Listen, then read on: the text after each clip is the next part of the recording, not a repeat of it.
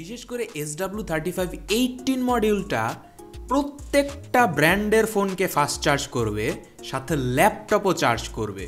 আর input 6 থেকে 32-এর মানে হলো ডাইরেক্ট সোলারের ব্যাটারির সাথে, ট্রাকের ভেতরে, বাসের ভেতরে, গাড়ির ভেতরে, অটোর মধ্যে, সিএনজির মধ্যে, লিথিয়াম সিরিজ ব্যাটারির সাথে, পাওয়ার সাপ্লাইয়ের সাথে, ভ্যানের ব্যাটারির সাথে, 24 ভোল্টের ট্রান্সফরমারের সাথে, বুস্টার মডিউলের সাথে, যে কোনো জায়গায় ভালো তার ব্যবহার করে এই মডিউলটা লাগায় দিবেন আর আপনার ফোন ফাস্ট চার্জ হবে। সাথে ল্যাপটপও চার্জ করতে পারবেন যদি 24 ভোল্ট দেন। অটোর 48 বা 60 ভোল্ট আবার দিয়েন না, তাহলে ফাইটা উইরা যাইবে। দুইটা সিরিজ ব্যাটারির সাথে লাগাবেন।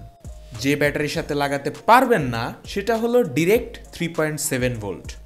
IP5328 বা 5356 মডিউলগুলোতে যেমন ডাইরেক্ট 3.7 ভোল্ট লাগানো যায়, এটাতে 3.7 ভোল্ট লাগালে কাজ করবে না। লিথিয়াম ব্যাটারি দিয়ে চালাতে গেলে আপনাকে সিরিজ করে 12 ভোল্ট অথবা 24 ভোল্ট বানিয়ে তারপর এখানে ইনপুট দিতে হবে। আরেকটা কথা আগেই বলে দেই, এই মডিউল দিয়ে ব্যাটারিকে চার্জ করা যায় না, এটা দিয়ে শুধুমাত্র আউটপুট নেওয়া যায়।